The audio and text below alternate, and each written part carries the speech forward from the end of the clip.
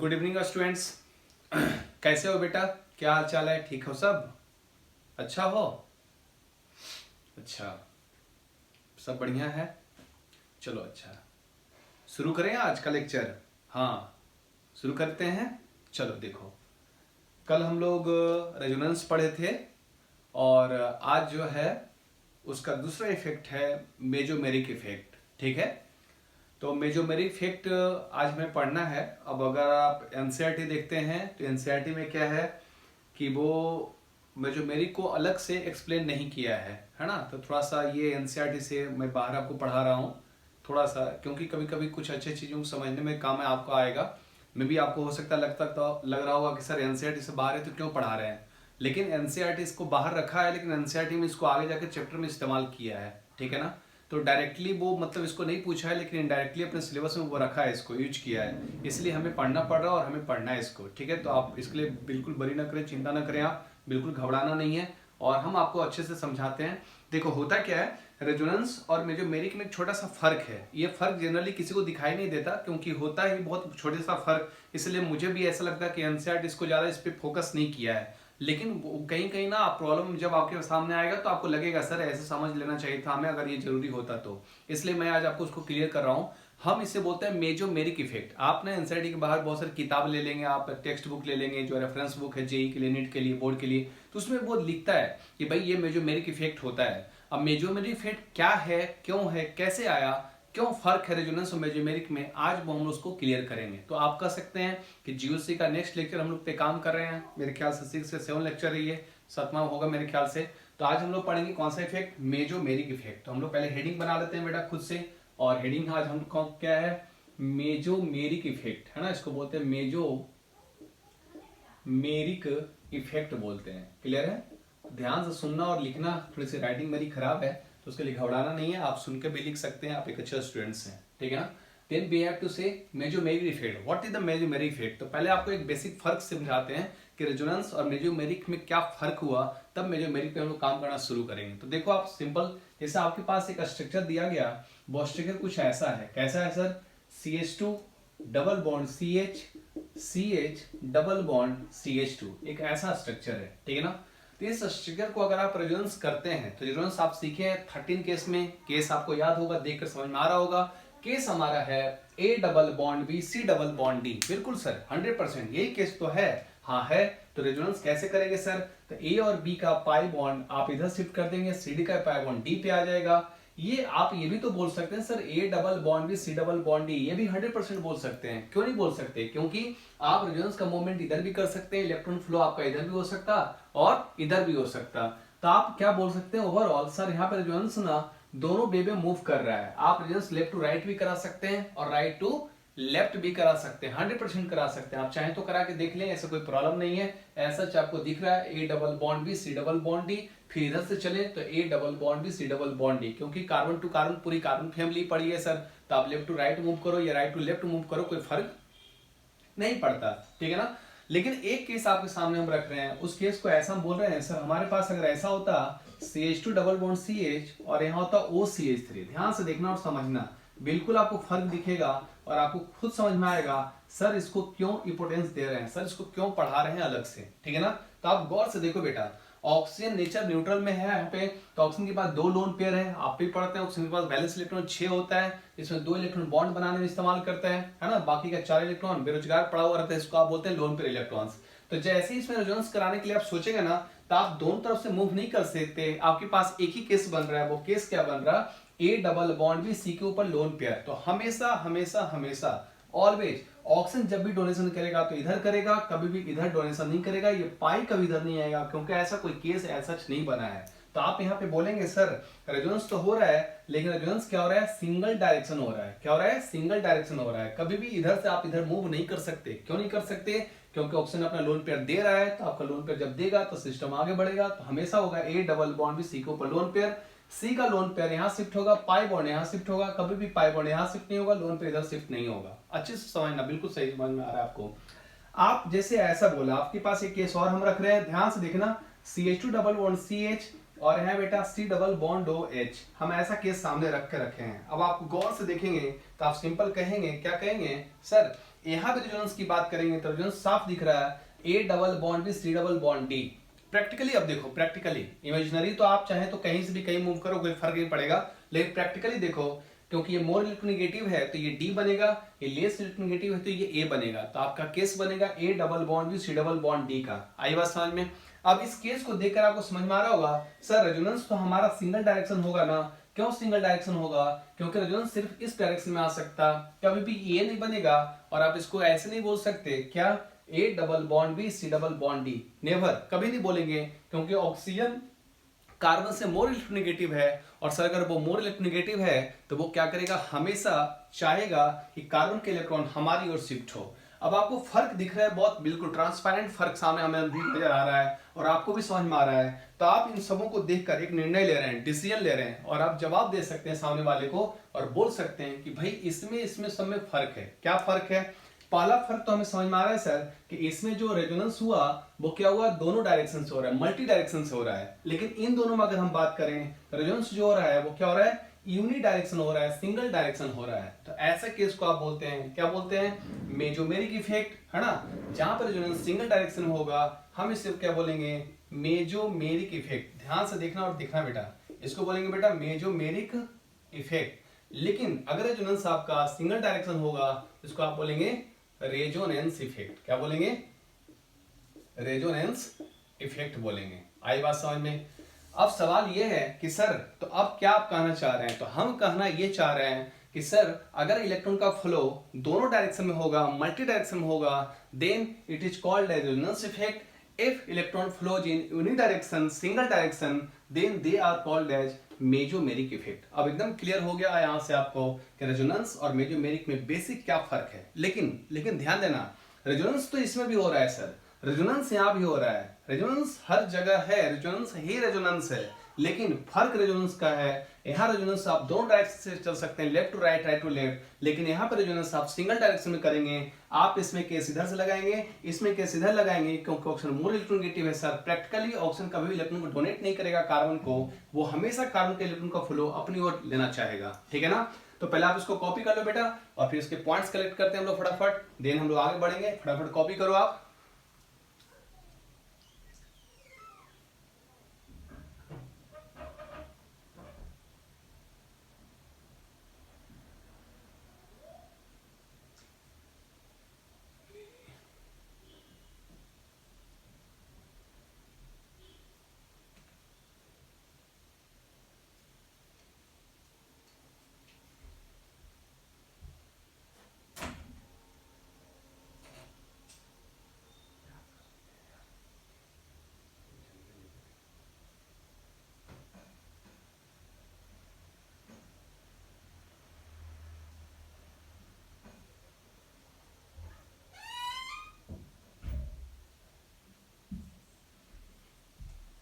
हो गया, कॉपी कर लिए सब। चलो तो आप मेरे साथ मिलकर पॉइंट भी आप लिखते चले। तो पहला पॉइंट्स लिखो भाई, सबसे पहले लिखो, साथ में लिख सकते हैं ना। आप पढ़ने में अच्छे स्टूडेंट्स हैं, अच्छे विद्यार्थी आप कह सकते हैं। मतलब हम आपका पॉलिश नहीं लगा रहे हैं, घबराओ मत, ऐसा मत समझना कि सर मसाला लगा रहे हैं। तो मतलब ऐसा कुछ नहीं है। आप जितना मेहनत करेंगे बेटा उतना अच्छा आप बनेंगे, आप बिल्कुल घबराओ मत। लेकिन हाँ, एक चीज़ को मैं हमेशा बोलता हूँ, आज भी मैं पेरेंट्स मीटिंग से आया हूँ तो मैं हमेशा बोलता हूँ कि जो बच्चे मेहनत करते हैं ईमानदारी से ना, भगवान या खुद आपको अच्छा से अच्छा पोजीशन मिलेगा। और आप मेहनत कर रहे हैं तो आगे बढ़ेंगे। मैं ऐसा अच्छा आपको बताऊं, मैं जब पढ़ाता हूं तो मैं कभी आपको दिखाऊंगा अपना स्टडी टेबल। इतनी सारी बुक है कि वो टेबल ना ऐसे था जब शुरू में आया था, अब टेबल जो है वो कैसे हो रहा है, ऐसे हो गई है ना। ऐसे देखो, पहले था टेबल ऐसे था, अब टेबल ऐसे हो रहा है। पता है ऐसा क्यों हो रहा है? क्योंकि उस पर बुक का बोझ बहुत ज़्यादा बढ़ रहा है। ठीक है ना। तो वो मेरा भी शौक है, बहुत सारे नए नए बुक हम लाते हैं, उसको स्टडी करते हैं, पढ़ते हैं। इवन जो आपका एनसीईआरटी को हम अभी भी पढ़ते हैं। जो आपका बोर्ड का बुक है, जिस बोर्ड में अभी हम अवेलेबल हैं, जिस स्टेट में हम अवेलेबल हैं, उस बोर्ड का बुक भी हम पढ़ते हैं, क्योंकि हमें कोई इंटरेस्ट है। वो पढ़ते हैं तभी मजे से पढ़ाते हैं, रगड़ के पढ़ाते हैं, एकदम पढ़ाते हैं ऐसे बच्चों बोलता है कि सारा ये रुक क्यों नहीं रहा, पढ़ा क्यों रहा है, पढ़ाते जा रहा है। आज खुद हम क्लास लिए तो क्लास में क्या था, बच्चे बच्चे को लग रहा था कि अब कब ये रुकेगा, कब रुकेगा, हम लगातार दिए जा रहे थे, पढ़ो भाई, पढ़ना तो है, रगड़ के पढ़ो बेटा, तभी रिजल्ट होगा, बिना रगड़े तो कुछ पॉसिबल ही नहीं है। तुम सोचोगे कि कोई कायनात में आ गया, उठकर आ गया, तोहफे में आ गया, चलो भैया IIT बॉम्बे में तुम्हारा सिलेक्शन हो गया, घंटा होगा, ऐसा कभी नहीं होगा। तुम्हें रगड़ना पड़ेगा, मेहनत करना पड़ेगा, तभी तुम अच्छा कर सकते हो, अदरवाइज कोई ऑप्शन नहीं है, तुम्हारे पास कोई चॉइस नहीं है। फिर वही जाना, बहुत सारे कॉलेज पढ़े हुए हैं, मुंह आ खोल के बैठा हुआ, आजा आजा आजा आजा आजा, चेक भरो आजा, तो वो काम नहीं करना है। तुम मेहनत करो, अच्छे जगह जाओगे, नहीं भी पैसा है तो तुम अच्छा स्टडी कर सकते हो। इंडिया में बहुत सारे ऐसी फैसिलिटी है जहाँ तुम जा सकते हो, ठीक है। चलो तो हम लोग आगे बढ़े, पॉइंट्स लिखो, पहला पॉइंट्स लिखो भाई, इफ इलेक्ट्रॉन फ्लोज इन, लिखो, if electron flows in single direction then conjugation is called as mesomeric effect. If electron flows in single direction or unidirection unidirection, then conjugation is called as mesomeric effect. Then conjugation is called as mesomeric effect. Next point लिखो, if electron flows in multidirection, if electron flows in multidirection, then conjugation is called as resonance effect. Then conjugation is called as resonance effect. If electron flows in multi-direction, then conjugation is called as resonance effect. 2 points हो गया। अब आपको समझाते हैं mesomeric effect कैसे काम करता है ना, और मेसोमेरिक में क्या हो सकता है, क्या मेसोमेरिक इफेक्ट के थ्रू क्या इलेक्ट्रॉन हमेशा आप दे सकते हैं, क्या इलेक्ट्रॉन ले नहीं सकते हैं। बिल्कुल दोनों काम होता है, आप कार्बन को इलेक्ट्रॉन दे भी सकते हैं और कार्बन के इलेक्ट्रॉन ले भी सकते हैं, लाइक इंडक्टिव इफेक्ट +I और -I, याद कर लो भाई, उसके भी कुछ पार्ट्स यहाँ कॉपी होगा। तो आप सिंपल बोल सकते हैं, क्या बोल सकते हैं सर, अगर हम देखें लोगों को, क्या तो देखें CH2 double bond CH OCH3, ठीक है ना, OCH3 ऐसा है। तो अगर इसमें आप देखेंगे तो साफ दिख रहा है, क्या दिख रहा है कि सर यहाँ पे A डबल बॉन्ड में C के ऊपर लोन पेयर हो रहा है, मतलब ये जो ऑक्सीजन का इलेक्ट्रॉन है वो क्या हो रहा है, डोनेशन हो रहा है। तो डोनेशन करने वाले को हम बोलते हैं डोनेटिंग ग्रुप, बहुत सिंपल सा वर्ड है। और डोनेटिंग ग्रुप जो यहाँ पे हो रहा है वो रेजोनेंस के द्वारा हो रहा है, इसलिए ऐसे लोग को हम क्या बोलेंगे, +M ग्रुप। क्या बोलेंगे बेटा, +M ग्रुप, जैसे आप पढ़ते +I ग्रुप और -I ग्रुप, और इसके द्वारा लगने वाला इफेक्ट क्या कहलाएगा, +M इफेक्ट कहलाएगा। कौन सा इफेक्ट कहलाएगा सर, +M इफेक्ट कहलाएगा, ठीक है ना। तो दोनों साथ में हम लिख रहे हैं यहाँ पे, मतलब पहले ये समझ में आया कि ये क्या कर रहा है बेटा, डोनेशन कर रहा है। देखो अगर आप देखें तो एरो से इंडिकेट करेंगे कि अगर बॉन्ड है तो एरो इधर जा रहा है, क्यों, A डबल बॉन्ड में C के ऊपर लोन पेयर का डोनेशन हो रहा है सर। तो डोनेशन हो रहा है तो कार्बन को आप पैसा दे रहे हैं, कार्बन को पैसा दे रहे हैं सर, इसलिए वो +M ग्रुप है, इथॉक्सी ग्रुप, और वो उसके द्वारा लगने वाला इफेक्ट क्या कहलाएगा, +M इफेक्ट कहलाएगा। लेकिन अगर एक केस आपका ऐसा है, कैसा है सर, इसे आप बोले क्या, CH2 डबल बॉन्ड CH है ना, N डबल बॉन्ड हो, कोऑर्डिनेट बॉन्ड हो, इसको देखो तो अगर आप यहाँ देखेंगे तो साफ दिख रहा है, क्या दिख रहा, A डबल बॉन्ड में C डबल बॉन्ड D। तो अगर नाइट्रो ग्रुप की बात करें तो NO2 यहाँ पे क्या कर रहा, इलेक्ट्रॉन खींचने का काम कर रहा, और इलेक्ट्रॉन का एरो जो होगा वो इस डायरेक्शन शो करेगा।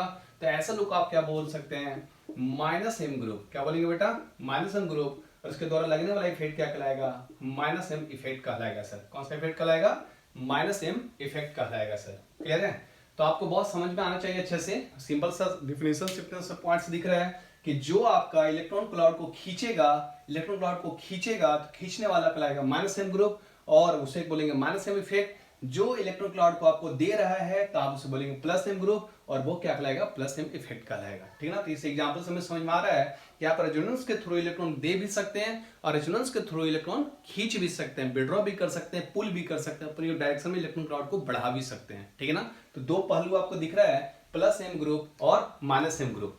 अब सवाल ये है कि सर +M में कौन कौन हो सकता है, कैसे लोग हो सकता है, तो उसकी भी कैटेगरी है। जैसे आप पढ़े थे +I -I, वैसे आप इसको भी डिफाइन करेंगे, सर +M में कौन है, -M में कौन है, और बहुत सिंपल तरीके से आप यहाँ डिफाइन करके आगे बढ़ जाएंगे, ठीक है ना। तो सबसे पहले हम ये बोलते हैं कि मेसोमेरिक इफेक्ट क्या होता है, परमानेंट इफेक्ट होता है ना, परमानेंट इफेक्ट होता है, और मॉलिक्यूल में ऑलवेज क्या होता है, प्रेजेंट होता है, पहली बात। दूसरी बात बोलना आपको यह है क्या, कि जैसे वो ग्रुप जो इलेक्ट्रॉन क्लाउड को क्या कर रहा है, डोनेशन कर रहा है, वो ग्रुप कहलाएगा +M ग्रुप, और इफेक्ट कहलाएगा +M इफेक्ट। और वो ग्रुप जो इलेक्ट्रॉन क्लाउड को विड्रॉ कर रहा वो कहलाएगा -M ग्रुप, और इफेक्ट कहलाएगा -M इफेक्ट। तो आप चाहें तो इसको लिख लें, और उसको हम लोग लैंग्वेज में भी कन्वर्ट कर लेते हैं पॉइंट्स को। तो जस्ट कॉपी कर ले आप इस एग्जाम्पल को, और तुरंत अब हम लैंग्वेज पे हम लोग पॉइंट्स को कवर करेंगे। लिखो जल्दी से फटाफट, तो वीडियो को पॉज करके आप लिख सकते हैं, और फिर हम आगे बढ़ते हैं।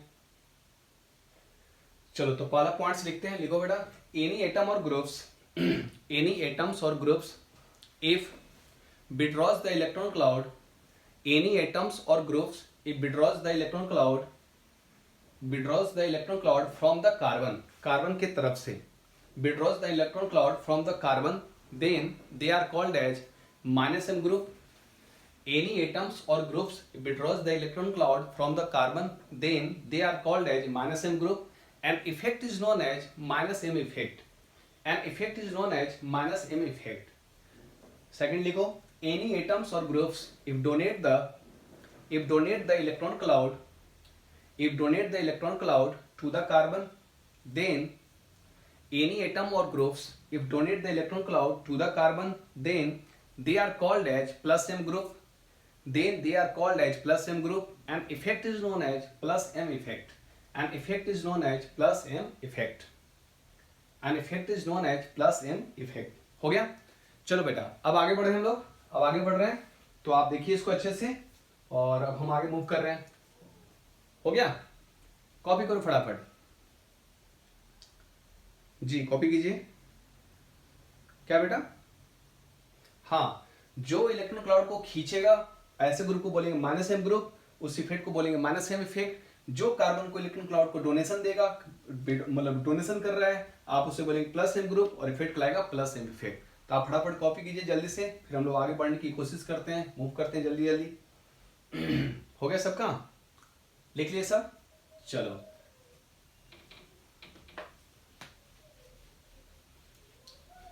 तो अब हम लोग इंडक्टिव के जैसा दो पावर इसका भी पढ़ेंगे, एक पढ़ेंगे +m और एक पढ़ेंगे हम लोग -m, ठीक ना? तो नीचे एक पॉइंट लिख लेते हैं, लिखो, like inductive effect it is also classified as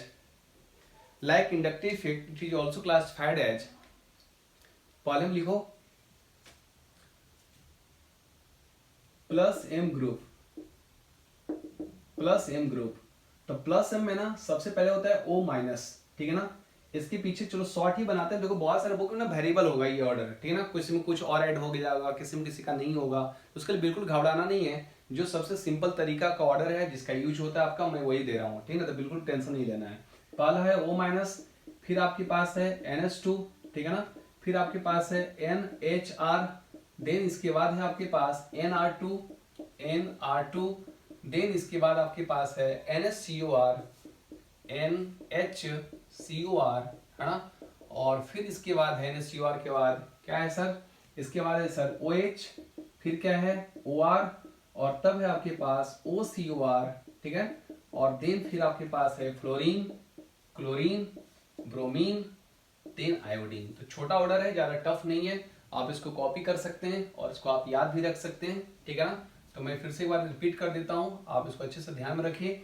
सबसे पहले O- है, वो बहुत सारे बुक में CO2 भी माइनस वहां डाला हुआ रहता है, हमने हटा दिया है। आप छोटा सा ऑर्डर जल्दी से याद हो जाएगा आपको। O- है, NH2 है, NHR है, NR2 है, NHCOR है, OHOR, OCOR, fluorine, chlorine, bromine, iodine. तो 4 बार आप पढ़ेंगे, आपको याद हो जाएगा, बिल्कुल घबराना नहीं है।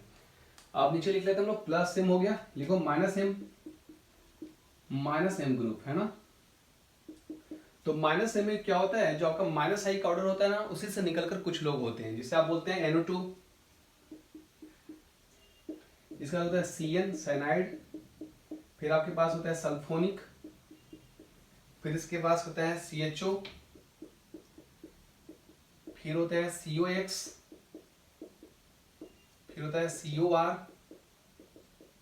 और भी इसके पीछे है CO, COR, COOR, COOH। तो हम बहुत छोटा कर देते हैं, COOR, COOH और CONH2, ठीक है ना? ये हमारा ऑर्डर है, ठीक है? तो आप इसको कॉपी कर लो बेटा फटाफट जल्दी से, है ना? बिल्कुल घबराना नहीं है, आप कॉपी करो जल्दी जल्दी। तो दो ऑर्डर आपके पास आया, एक आया +m ग्रुप, इसमें O- है, NH2 है, NHR है, NR2 है, NHCOR है, OH, OR, OCOR, fluorine, chlorine, bromine, iodine. This is called as +m group.